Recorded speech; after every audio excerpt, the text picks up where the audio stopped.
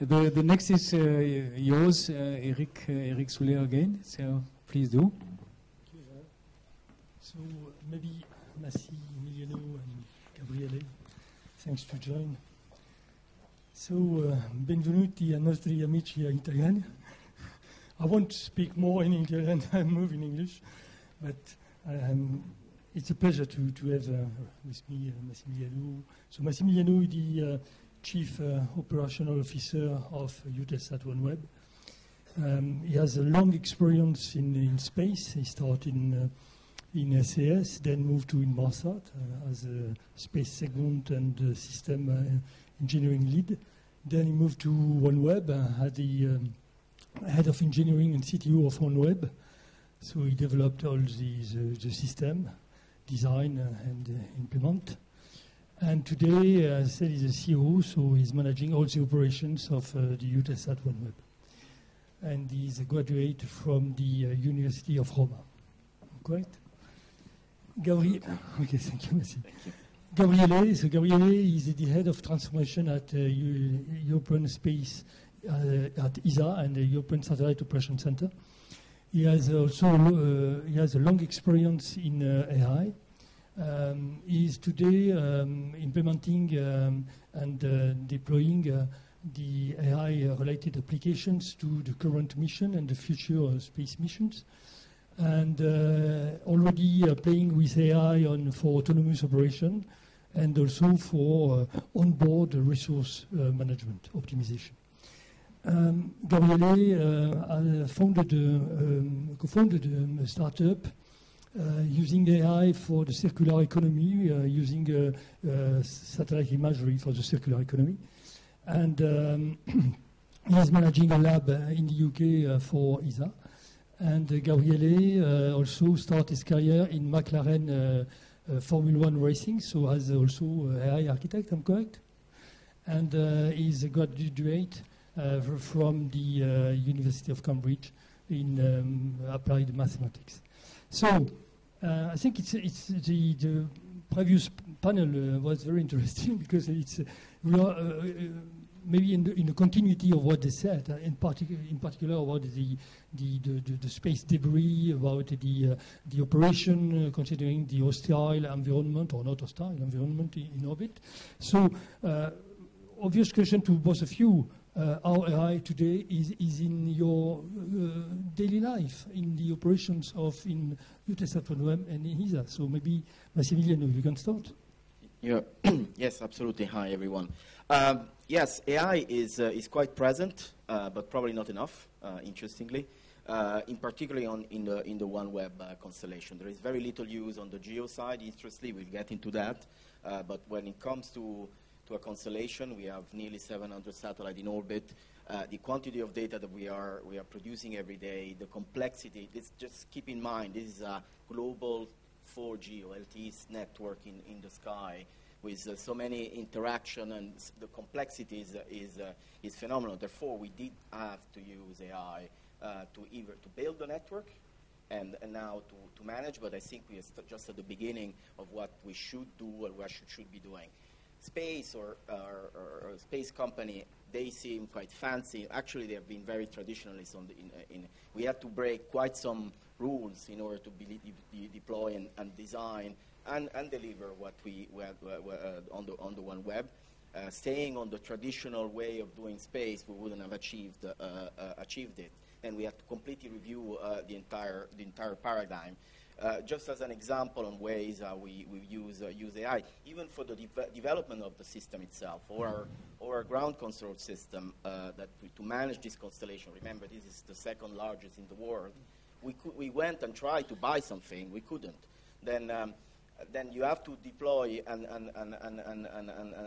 create a system in relatively short time, and AI has been used extensively in the coding. We had. I mean, it's a trivial task, and probably your kids are also doing that. You don't code yourself anymore. You use AI to help you coding and speed up your coding algorithm. Obviously, it's fundamental for automation. We automate, and it's a lot of manual tasks that when I was the very beginning of my career, an operation engineer, looking one by one those charts. This is impossible when you have so many satellites, and you really try to do it in an automated way and using AI. The obvious one is out-of-family detections to match data in orbit. Those are few of the examples of the things that we're using on. Thank you, Massi. So, Gabriele. So, good afternoon, everyone. It's a pleasure for me to be here. Just would like to bring a bit of the ESOC perspective, so European Space Operations Center.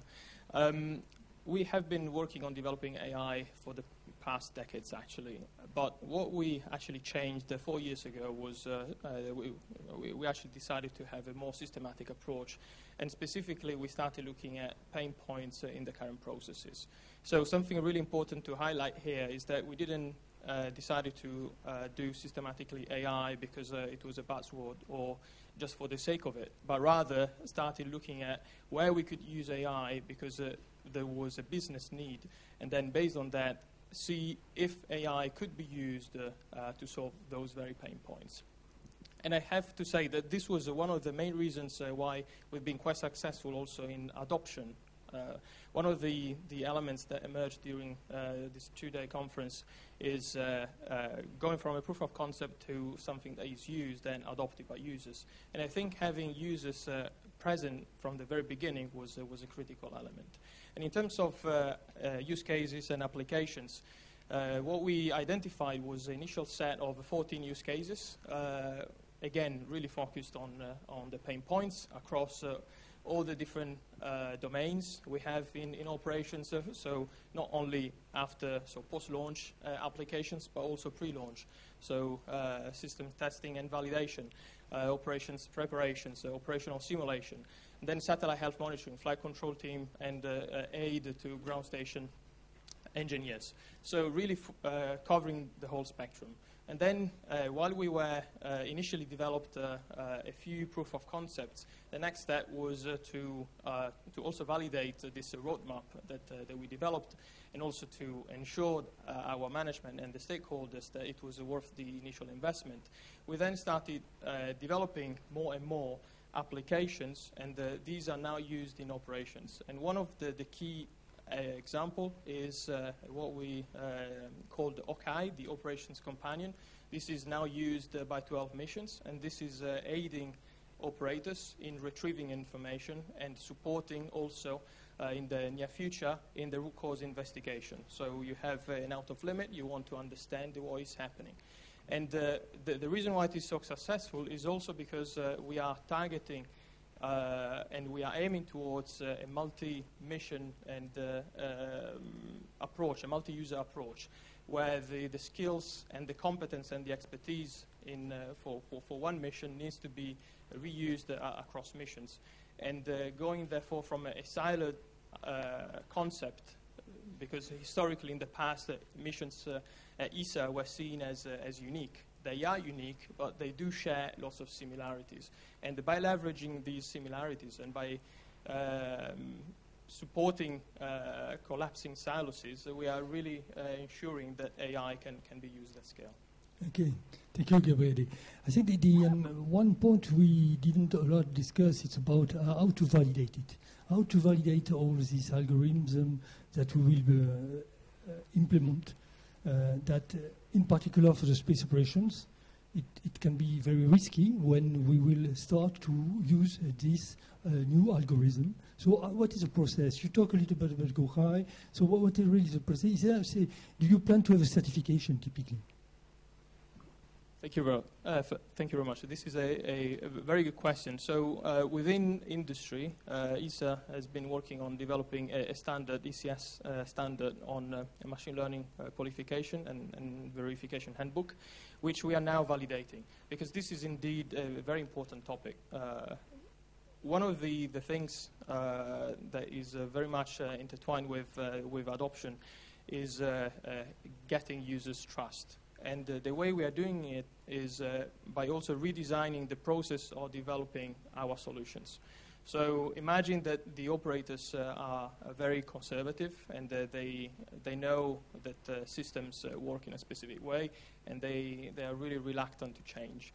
So what we basically said was, okay, let's try to leverage their expertise and put them at the center of also the implementation process. So what we are doing now is we are leveraging AI to bring an internal transformation to also change how we develop solutions. Specifically, what we do is we create agile cross-functional teams where the product owner is a representative from the users, and by doing so, we ensure that the person who is the product owner, who will ultimately and who represents the users, can drive the requirements from the very beginning.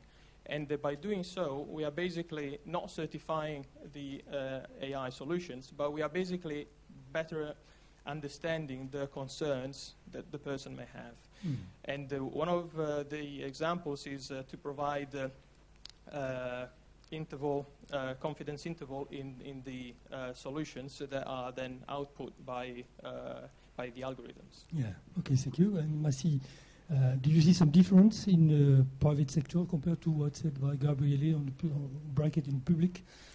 Oh, you mean about validation? Yeah. Look, I mean, at the end of the day, this is a problem. If you can be in the private sector or not, it's a challenge. Obviously, what we're trying to do is continuous audits of our products. Right? You rely on the machine up to a certain point, but you really need to verify on a regular basis. Is the output exactly what you were expecting? If you put really a human being in the loop, and actually, this is, I mean, how do you make sure that you don't get your algorithm getting biased, constantly biased output because of the data? I mean, the data, the output is as smart as the data that you ingest. Is the data accurate? And we do audits on the accuracy on the data. We audit on the output on regular basis, up to the point where we are comfortable enough.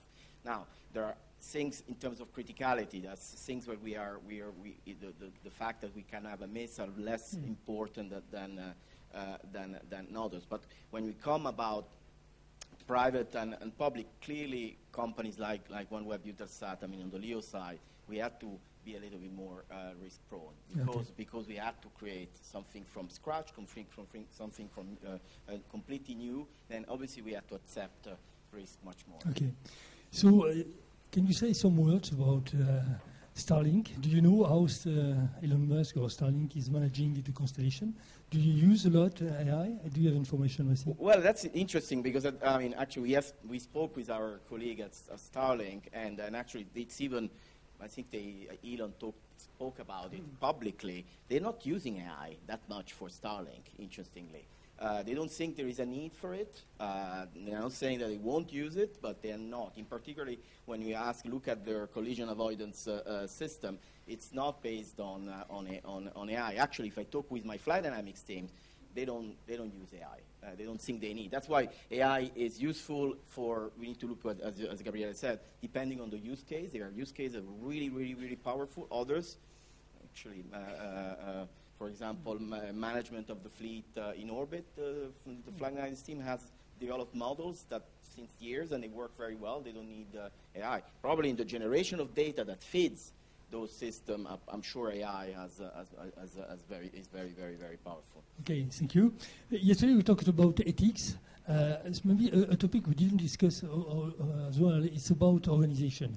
How typically in Eutelsat-OneWeb or ESA, is there some impact in the organization, in the staffing, thanks or due to the use of AI? I'll take first.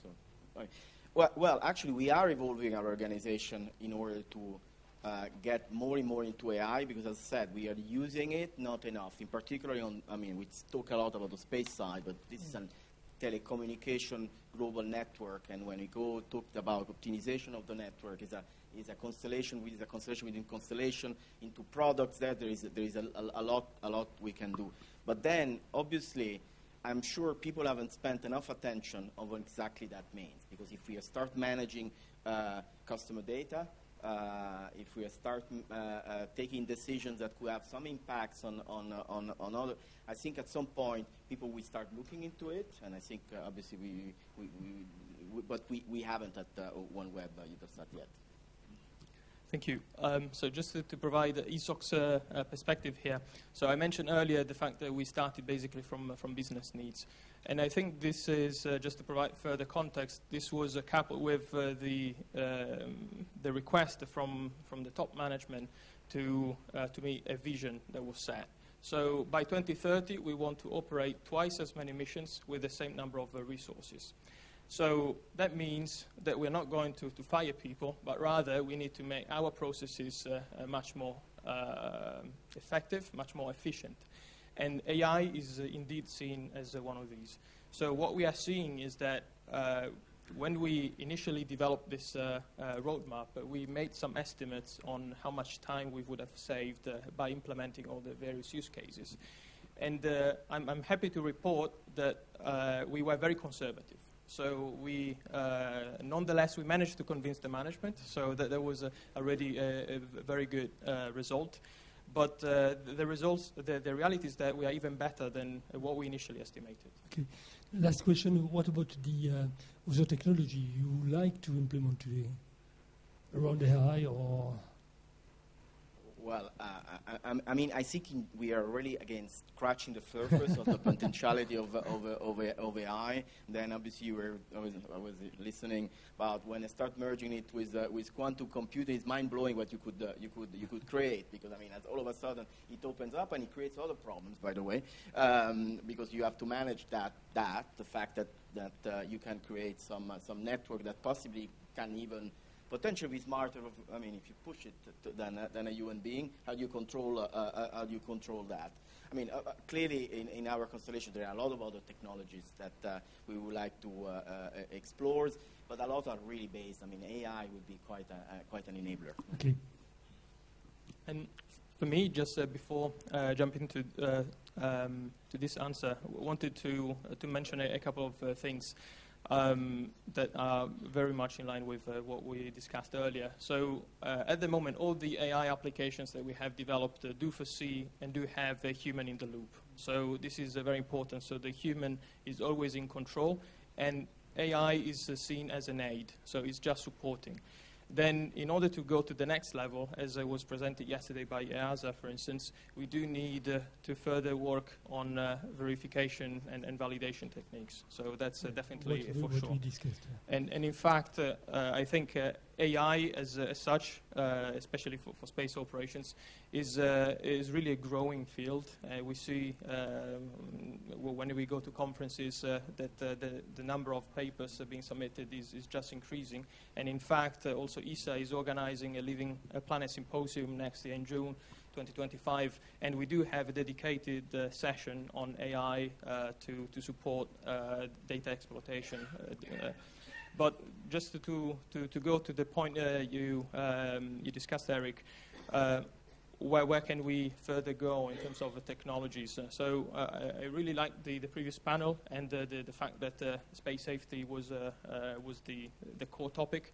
ESOC is not only the home of mission operations, but also of the space safety program. And one of the applications we do see for future technologies is indeed using quantum computing to support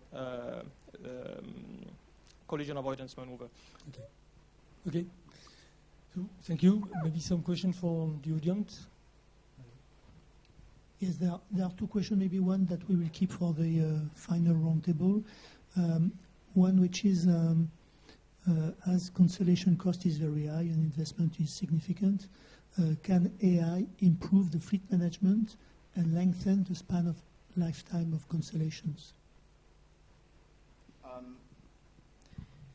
Thinking about it, there are other factors that are driving big time the cost. But obviously, if you look at it, if you can use the system for early detection, and for example, just one element that is driving lifetime batteries in orbit. What is one topic? You have so much data that being able to use that data in order to detect and better manage the life of the battery, you could obviously extend the life of the constellation. But I do think that again today the reason why the cost-driven elements are not immediately related to AI. Thank you very much. Thank you to both of you. Thank you.